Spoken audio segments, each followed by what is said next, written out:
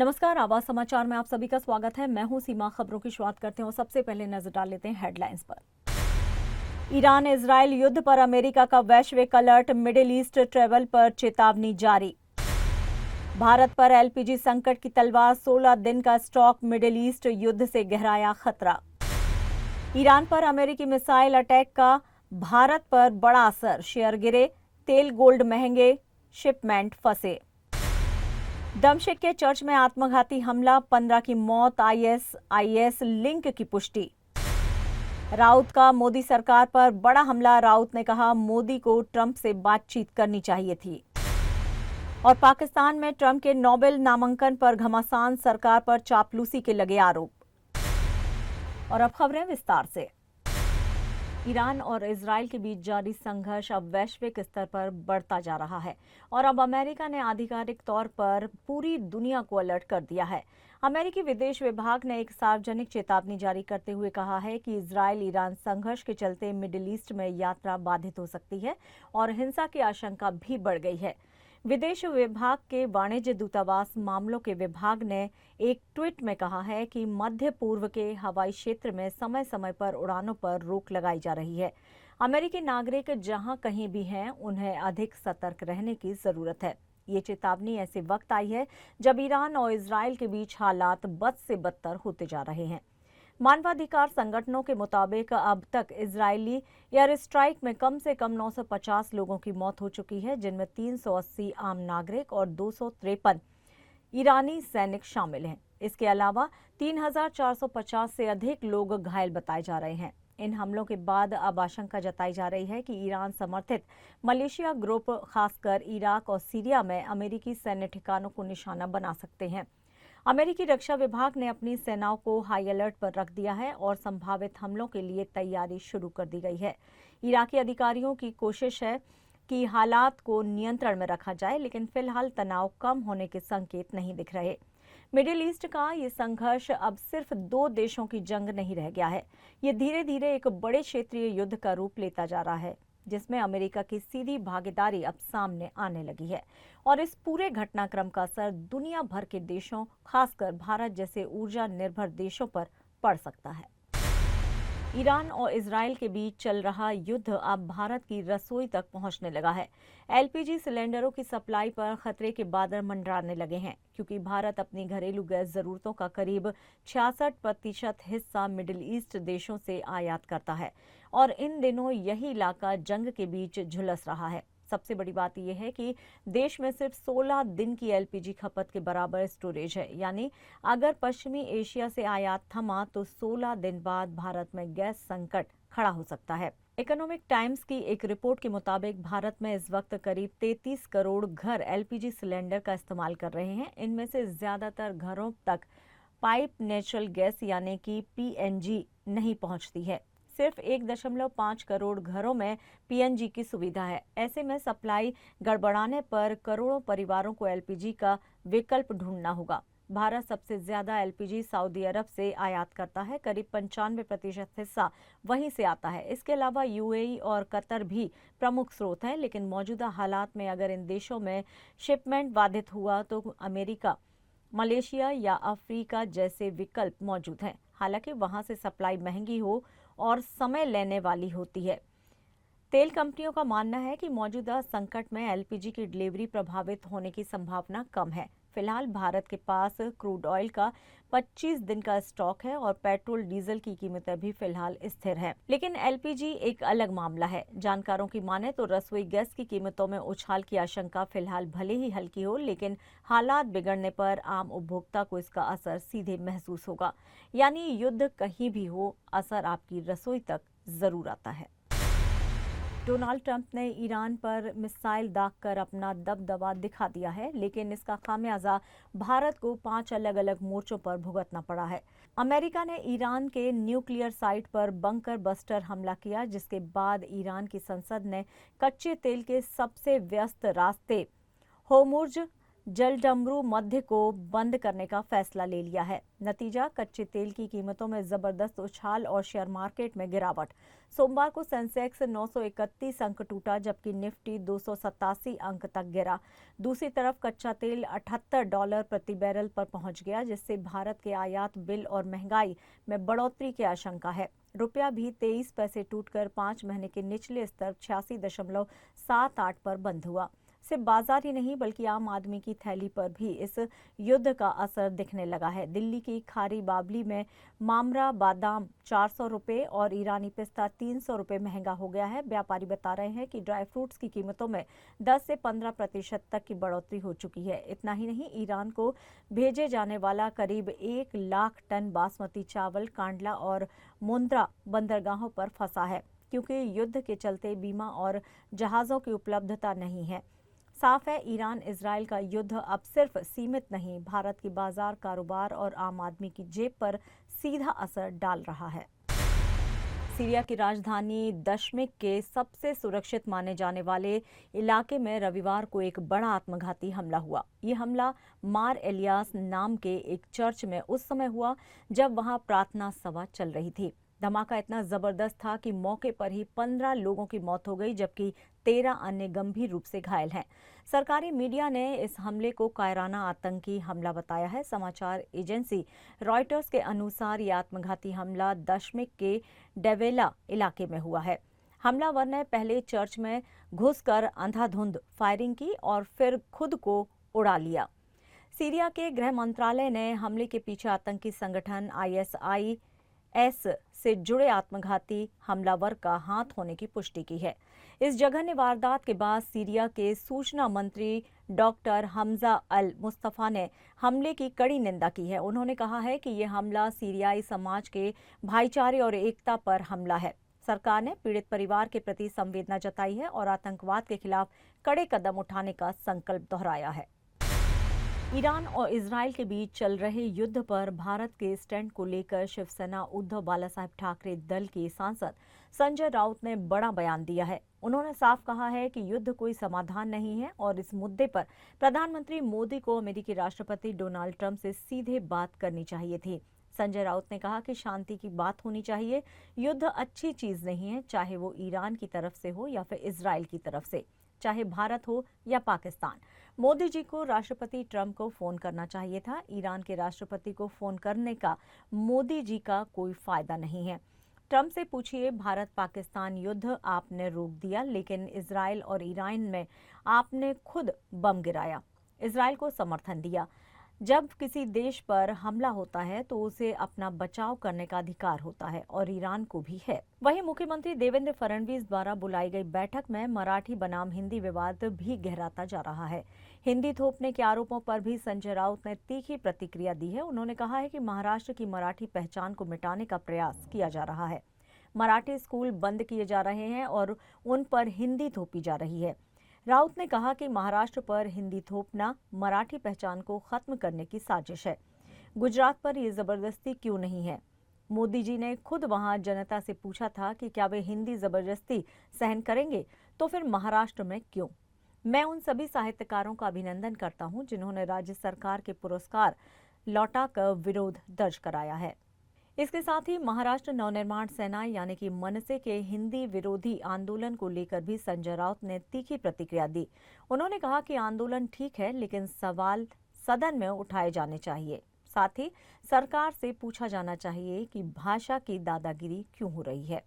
राउत ने कहा कि मनसे का ये आंदोलन ठीक है, लेकिन सरकार से सवाल पूछने का मंच विधानसभा है। क्या मुंबई से मराठी को खत्म करने की साजिश है? शिवसेना का जन्म ही मराठी अस्मिता के लिए हुआ है। 106 शहीदों का बलिदान व्यर्थ नहीं जाएगा। मराठी भाषा हमारी मातृभाषा और राजभाषा है, इसे बचाना हमारी ही जिम्मेदारी है। क्या कुछ कह रहे हैं राउत, आइए सुनते हैं। हमारा जो संघर्ष चल रहा है वो जारी रहेगा। जल्दी ही विधानसभा का सत्र आ जाएगा, उसमें ये मुद्दा उठेगा और महाराष्ट्र के लगभग सभी पार्टी के विधायक मराठी के साथ, मराठी भाषा के साथ मजबूती से खड़े रहेंगे।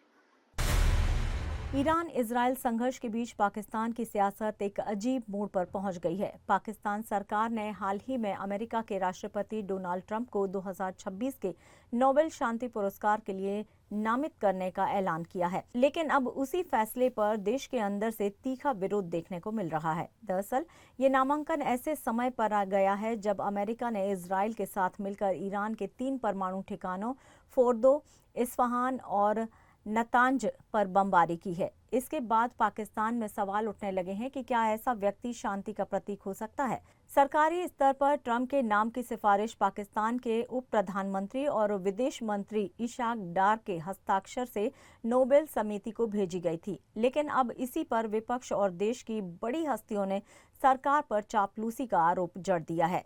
जमीयत उलेमाए इस्लाम के प्रमुख मौलाना फजरुल रहमान ने कहा है कि ट्रंप को नोबेल के लिए नामित करना एक शर्मनाक निर्णय है। उन्होंने पूछा कि फिलिस्तीन, सीरिया और ईरान पर इजरायली हमलों का समर्थन करने वाला व्यक्ति भला कैसे शांति का दूत हो सकता है।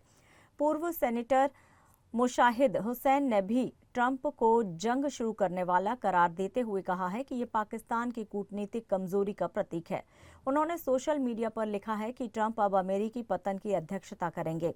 सरकार के इस फैसले की आलोचना सिर्फ राजनीतिक गलियारों तक सीमित नहीं है। सोशल मीडिया पर भी पाकिस्तान की जनता ने सवाल उठाए हैं कि क्या सिर्फ एक लंच मीटिंग में खुश होकर सरकार इतनी बड़ी सिफारिश कर सकती है। खबरों में यहाँ लेंगे एक छोटा सा ब्रेक। आप बने रहिए आवाज समाचार के साथ।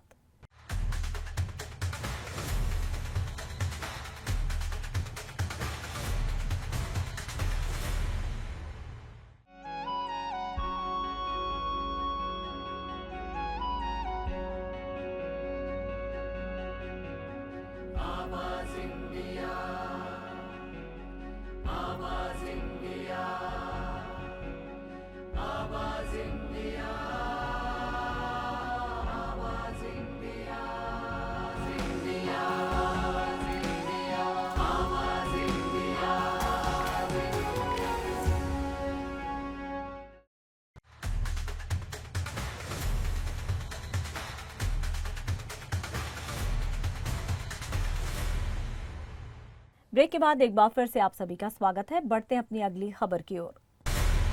4 राज्यों की 5 विधानसभा सीटों पर हुए उपचुनाव के नतीजे सामने आ चुके हैं।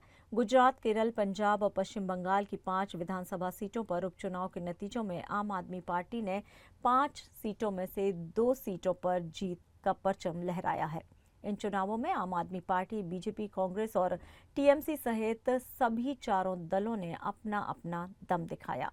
गुजरात की कड़ी सीट से बीजेपी के राजेंद्र चावड़ा ने जीत हासिल की है। उन्होंने कांग्रेस के रमेश चावड़ा को 39,452 मतों से मात दी है, तो वहीं गुजरात की ही विसावदर सीट पर आम आदमी पार्टी के गोपाल इटालिया को जीत मिली है। उन्होंने बीजेपी के कीर्ति पटेल को 17,581 मतों के भारी अंतर से शिकस्त दी। केरल की सीट पर कांग्रेस के आरेदन शौकत ने सीपीआईएम के एम स्वराज को 11,432 वोटों से हराया। पंजाब की लुधियाना वेस्ट सीट पर आम आदमी पार्टी के संजीव अरोड़ा विजयी रहे। उन्होंने कांग्रेस के भारत भूषण आसू को 10,634 वोटों से हराया है। पश्चिम बंगाल के कालीगंज से टीएमसी की अलीफा अहमद ने भाजपा के आशीष घोष को 48,673 मतों से ज्यादा से मात दी है। अब सबसे अहम सवाल ये है कि क्या आम आदमी पार्टी अरविंद केजरीवाल को राज्यसभा भेज सकती है, क्योंकि संजीव अरोड़ा के विधायक बनने के बाद उनकी राज्यसभा सीट खाली होगी और पार्टी उन्हें पंजाब से उच्च सदन भेजने पर विचार कर सकती है। राज्यसभा चुनाव में क्रॉस वोटिंग करने वाले 3 सपा विधायकों पर 1.5 साल बाद समाजवादी पार्टी ने बड़ी कार्रवाई कर दी है। रायबरेली के मनोज पांडे, अयोध्या के अभय सिंह और अमेठी के राकेश प्रताप सिंह को पार्टी से निष्कासित कर दिया गया है। इन तीनों पर आरोप था कि इन्होंने फरवरी 2024 में राज्यसभा चुनाव के दौरान भाजपा प्रत्याशियों को वोट दिया था। समाजवादी पार्टी ने सोशल मीडिया पर लिखा है कि सांप्रदायिक और पीडीए विरोधी ताकतों का साथ देने के कारण इन विधायकों को बाहर किया गया है। खास बात यह है कि बाकी 4 विधायकों और एक अनुपस्थित विधायक पर अब तक कोई कार्रवाई नहीं हुई है। सूत्रों के मुताबिक पंचायत चुनाव से पहले पार्टी का ये कदम सियासी संदेश देने के लिए है। 3 विधायकों की बर्खास्तगी जहां सख्ती का संकेत है, वहीं बाकी बागियों को माफ कर पार्टी ने आंकड़ों और पीडीए वोट बैंक की ओर संतुलन साधने की कोशिश की है। महाराष्ट्र की राजनीति में इन दिनों हिंदी भाषा को लेकर तगड़ा विवाद देखने को मिल रहा है। एक तरफ राज्य की महायुति सरकार हिंदी को जोर जबरदस्ती बढ़ावा देती दिखाई दे रही है, तो दूसरी तरफ विपक्ष से लेकर कड़ा ऐतराज जता रहा है।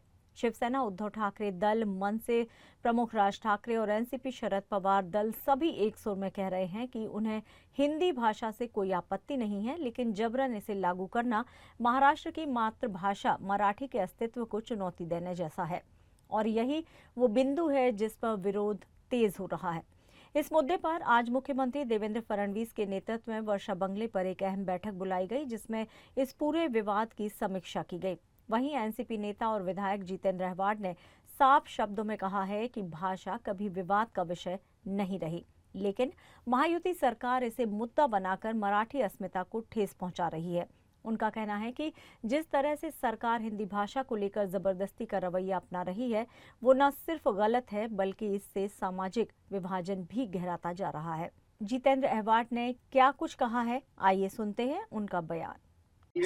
तो ऐसा है कि हम हिंदी भाषी के ना तो विरोध में है, हमने ना कभी किसी भाषा को विरोध किया, लेकिन सख्ती से अमल होना ये कोई बराबर बात नहीं। गुजरात में होती है क्या सख्ती, बंगाल में होती है क्या सख्ती, तमिलनाडु में होती है क्या सख्ती, उड़ीसा में होती है क्या सख्ती, महाराष्ट्र में क्यों? हमने ना कभी हिंदी भाषी के ऊपर राजनीति, देखो इनको राजनीति करनी है धर्म के नाम पे, इनको राजनीति करनी है जात के नाम पे, इनको राजनीति करनी है भाषा के नाम पे। अब ये कहना कितना जायज है कि जो अंग्रेजी बात करते कुछ दिनों में उनको शर्म आएगी। अंग्रेजी ये अंतरराष्ट्रीय भाषा है। दुनिया के हर दरवाजे पे जाओगे तो आपको इंग्लिश में ही बात करनी पड़ेगी। और मैं तो कहूंगा कि कोई भी माँ बाप अपने बच्चे को बड़ा देखना चाहते हैं तो उसको अंग्रेजी पढ़ाइए। बलिदान दिवस के अवसर पर देश में एक बार फिर एक विधान, एक निशान और एक प्रधान की गूंज सुनाई दी। उपराष्ट्रपति जगदीप धनखड़ ने डॉक्टर श्यामा प्रसाद मुखर्जी को श्रद्धांजलि अर्पित करते हुए कहा कि ये दिन भारतीय इतिहास का एक महान दिन है। उन्होंने मुखर्जी को देश का श्रेष्ठ सपूत बताते हुए उनके बलिदान को याद किया। धनखड़ ने उस ऐतिहासिक नारे को दोहराया जो मुखर्जी ने 1952 में जम्मू कश्मीर आंदोलन के दौरान दिया था, देश में दो नहीं होंगे। उपराष्ट्रपति ने अनुच्छेद 370 का भी उल्लेख करते हुए कहा कि इस प्रावधान ने जम्मू कश्मीर और पूरे देश को लंबे समय तक नुकसान पहुंचाया है। It's a great day in the history of our nation. One of the finest son of soil. It is his Balidan Divas today. Dr. Shyama Prasad Mukherjee. The name states us. He gave the slogan, एक विधान, एक निशान और एक प्रधान ही होगा देश में, दो नहीं होंगे. He said so during campaign in state of Jammu and Kashmir in 1952. Then we suffered Article 370 for too long a period. It bled us and the state of Jammu and Kashmir in several ways. Article 370 and draconian Article 35 capital A deprived people of their basic human rights, fundamental rights, could not reap the fruits of governance all over the country. We had a visionary Prime Minister Narendra Modi and a Home Minister in the shoes of Sardar Patel, Amit Shah. Article 370 does not exist now in our Constitution. भारतीय car बाजार में अब एक नई luxury धड़कन जुड़ गई है। जर्मन कार निर्माता ऑडी ने भारत में अपनी premium SUV Audi Q7 signature edition को लॉन्च कर दिया है। खास बात यह है एडिशन में कि कंपनी ने न सिर्फ दमदार इंजन दिया है बल्कि 7 नए प्रीमियर फीचर्स के साथ इसे और भी खास बना दिया है। ऑडी Q7 सिग्नेचर एडिशन में अब LED logo lights, dynamic wheel hub cap, metallic की कवर्स और स्टील पैडल कवर्स दिए गए हैं। इसके अलावा इसमें अब Audi universal traffic recorder, dash cam, espresso coffee system और 20 इंच अलॉय व्हील्स पर नया पेंट फिनिश भी शामिल किया है। एसयूवी में कुल 7 ड्राइविंग मोड्स मिलते हैं, साथ ही air suspension, wireless charging, 360 degree camera और 19 स्पीकर वाला बैंक और ऑल्फसेन साउंड सिस्टम भी इस कार को और प्रीमियम बनाता है। 4 zone climate control, 8 airbags, ABS, EBD, ESP और लेन डिपार्चर वार्निंग जैसी सेफ्टी टेक्नोलॉजी भी दी गई है। इसमें 3.0 लीटर V6 इंजन है जो 340 हॉर्स पावर और 500 न्यूटन मीटर का टॉर्क जनरेट करता है। एसयूवी में 48V माइल्ड हाइब्रिड टेक्नोलॉजी भी दी गई है। इसका एक्सीलरेशन 0 से 100 किलोमीटर प्रति घंटा महज 5.6 सेकंड में पूरा करता है और टॉर्क स्पीड 250 किलोमीटर प्रति घंटे तक है। ऑडी ने इस सिग्नेचर एडिशन की एक्स शोरूम कीमत 99.81 लाख रुपए रखी है। जाहिर है ये एडिशन उन लोगों के लिए है जो परफॉर्मेंस, लग्जरी और टेक्नोलॉजी तीनों का संतुलन चाहते हैं। और यहाँ पर लेंगे एक और छोटा सा ब्रेक, आप बने रहिए हमारे साथ।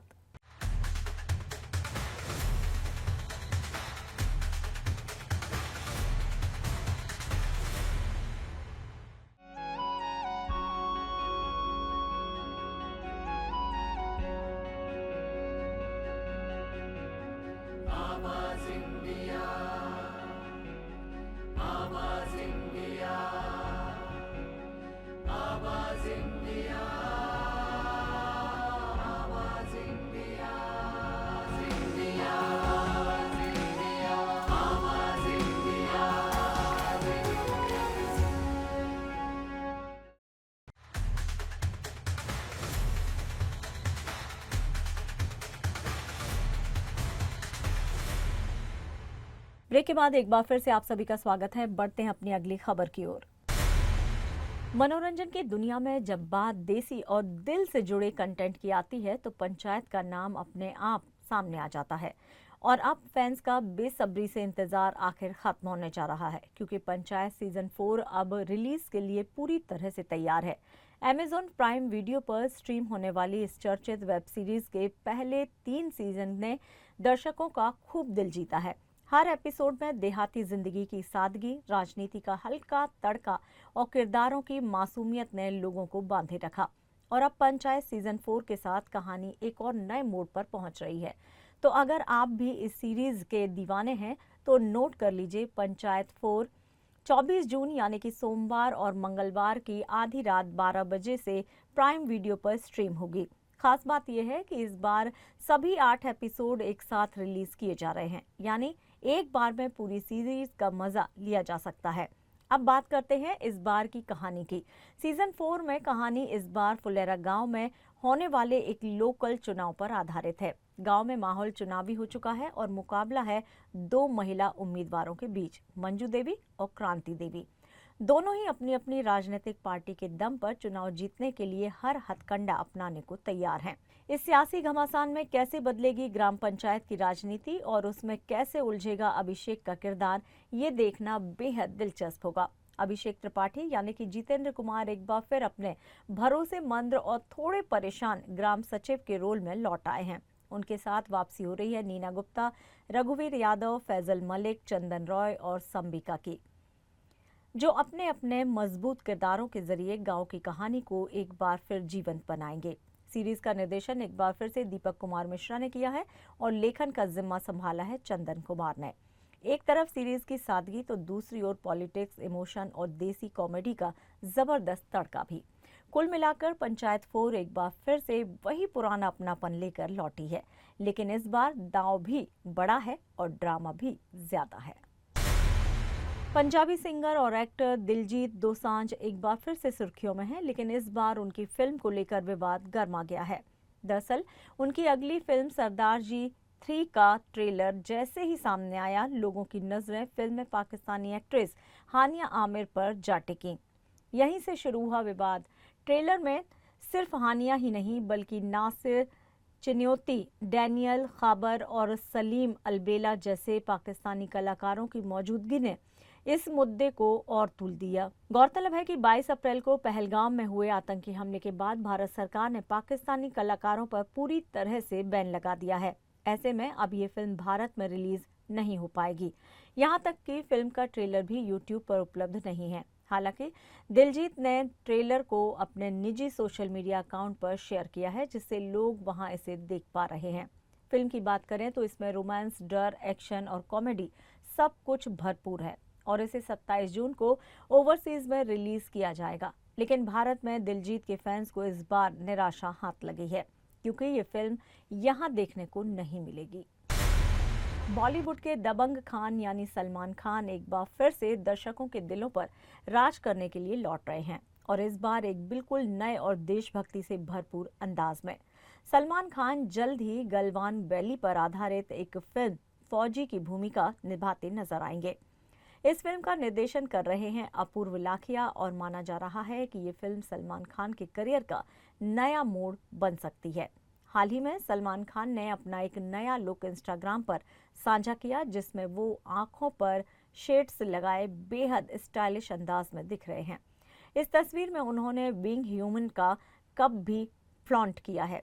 यही नहीं, फैंस इस लुक को उनकी अगली फिल्म से जोड़कर देख रहे हैं और सोशल मीडिया पर इसे लेकर प्रतिक्रियाएं भी बढ़ गई हैं। किसी ने लिखा है ब्लॉकबस्टर आ रही है, तो किसी ने लिखा है इस बार कहानी भी दमदार होनी चाहिए। सलमान की पिछली 2 फिल्में सिकंदर और टाइगर 3 बॉक्स ऑफिस पर कुछ खास कमाल नहीं दिखा पाए, लेकिन इस बार भाईजान खुद अपने किरदार को लेकर बेहद गंभीर है। रिपोर्ट्स के मुताबिक इस फिल्म के लिए सलमान खान खास ट्रांसफॉर्मेशन से गुजरने वाले हैं और आर्मी ऑफिसर के किरदार को पूरी गंभीरता से निभाने की तैयारी कर रहे हैं। सूत्रों की माने तो फिल्म का प्री प्रोडक्शन वर्क शुरू हो चुका है और जुलाई की शुरुआत में इसका पहला लुक टेस्ट किया जाएगा। इसके बाद फिल्म जुलाई में ही फ्लोर पर आ जाएगी। खास बात यह है कि पहले शेड्यूल की शूटिंग लद्दाख में 25 दिनों तक चलेगी, जहां कई एक्शन सीक्वेंस को शूट किया जाएगा। सलमान हाल ही में the great Kapil Sharma show में नजर आए थे, जहां उन्होंने न सिर्फ शादी और तलाक पर मजाकिया अंदाज में बात की, बल्कि पहली बार अपने स्वास्थ्य को लेकर भी चौंकाने वाला खुलासा किया। उन्होंने बताया कि वो 59 साल की उम्र में ट्राइजेमिनल न्यूरोलजिया और एवी मेलफॉर्मेशन जैसी गंभीर बीमारियों से जूझ रहे हैं। बावजूद इसके उनका जोश और मेहनत फिल्म को लेकर साफ झलक रही है। अब देखना होगा कि क्या सलमान खान का ये फौजी अवतार दर्शकों को मजा दे पाएगा, जिसकी उन्हें लंबे समय से तलाश थी। लेकिन फिलहाल तो उनका लुक देखकर यही कहा जा सकता है, भाईजान की अगली फिल्म से उम्मीदें फिर से ऊंची हो गई हैं। कोरोना काल के बाद से ही देश दुनिया में सिनेमा का चेहरा बदल गया है। वो लंबी कतारें, सीट फुल शो और थिएटर में सीटियां बजाने वाला दौर, सब कुछ पीछे छूटता जा रहा है। ओटीटी के आगमन ने इस बदलाव को और तेज कर दिया है। लोग अब मोबाइल या टीवी पर फिल्में देखना ज्यादा पसंद कर रहे हैं। लेकिन इस बदली दुनिया में कुछ सितारे ऐसे हैं जो सिनेमा घरों की रौनक लौटाने की मुहिम में जुटे हुए हैं। बॉलीवुड में आमिर खान ने इस मुहिम की अगुवाई की है। उनकी नई फिल्म सितारे ज़मीं पर ओटीटी पर रिलीज करने के लिए अमेज़न प्राइम वीडियो ने 120 करोड़ का ऑफर दिया, लेकिन आमिर ने साफ इनकार कर दिया। वजह ये कि वो चाहते हैं कि लोग थिएटर में आए, बड़े पर्दे पर फिल्म को महसूस करें और उनकी ये जिद रंग लाई। फिल्म ने रिलीज के सिर्फ 2 दिनों में ही दुनिया भर में 50 करोड़ की कमाई कर डाली है। आमिर इस फिल्म में एक बास्केटबॉल कोच के रोल में है, जो न्यूरोडाइवर्जेंट बच्चों को खेल के जरिए आत्मविश्वास देना चाहते हैं। फिल्म ने लोगों को रुलाया, हंसाया और सिनेमा से दोबारा जोड़ा। उधर हॉलीवुड में टॉम क्रूज का कमिटमेंट किसी मिशन से कम नहीं रहा। टॉप गन मैवरिक जैसी फिल्म को उन्होंने ओटीटी पर बेचने से साफ इनकार कर दिया और थिएटर्स में एक्सक्लूसिव रन दिया। फिल्म ने $1.5 बिलियन यानी कि लगभग 12,000 करोड़ रुपए की कमाई की और लॉकडाउन से लड़खड़ाते हॉलीवुड थिएटर सिस्टम को दोबारा खड़ा किया। टॉम खुद कहते हैं, मैं फिल्मों को थिएटर के लिए बनाता हूं क्योंकि वहां का जादू अलग है। इस कड़ी में दीपिका पादुकोण का नाम भी आता है। उन्होंने फाइटर और कल की 2898 AD जैसी हाई BFX हाई स्केल फिल्मों से सिनेमा घरों में जान फूंकी। फाइटर ने 350 करोड़ का कलेक्शन किया और कल की भी ग्लोबल हिट बन चुकी है। वहीं रणवीर कपूर की एनिमल ने 900 करोड़ रुपए का बिजनेस करके थिएटर्स को कमर्शियल रूप से मजबूत किया है। रणवीर की प्रोडक्शन कंपनी RK फिल्म्स ने छोटे शहरों के सिनेमा घरों को सपोर्ट करने के लिए टिकट के दाम कम किए। अब बात करें उस बहस की जो पूरी फिल्म इंडस्ट्री को दो हिस्सों में बांट रही है, थिएटर बनाम OTT। कुछ डायरेक्टर्स OTT को ग्लोबल एक्सेस मानते हैं तो कुछ इसे सिनेमा की आत्मा पर हमला। G20 फिल्म की डायरेक्टर पैट्रिसिया रेगन कहती हैं कि थिएटर नहीं लेकिन पूरी दुनिया अब आपकी स्क्रीन पर है। वहीं द स्ट्रेंजर्स के डायरेक्टर रेनी हार्लिन मानते हैं कि थिएटर में फिल्में देखना एक सामूहिक अनुभव होता है जो OTT कभी नहीं दे सकता। इन सब के बीच कुछ फिल्म मेकर्स बीच का रास्ता चुन रहे हैं जहां कंटेंट तय करता है कि वो कहां जाएं। लेकिन अब ये साफ है कि चाहे आमिर हो या फिर टॉम क्रूज, दीपिका हो या रणवीर, ये स्टार्स एक नई लड़ाई लड़ रहे हैं। ये लड़ाई सिर्फ बिजनेस की नहीं है, ये लड़ाई उस अनुभव की है जिसे हम बड़े पर्दे पर महसूस करते हैं। सिनेमा घरों में दोस्तों के साथ बैठकर पॉपकॉर्न खाते हुए, तालियां और सीटियां बजाते हुए। और जब तक ये सितारे हैं, शायद पर्दा फिर से बड़ा हो सकता है। और फिलहाल आवाज समाचार में इतना ही। आप देखते रहिए आवाज इंडिया। नमस्कार।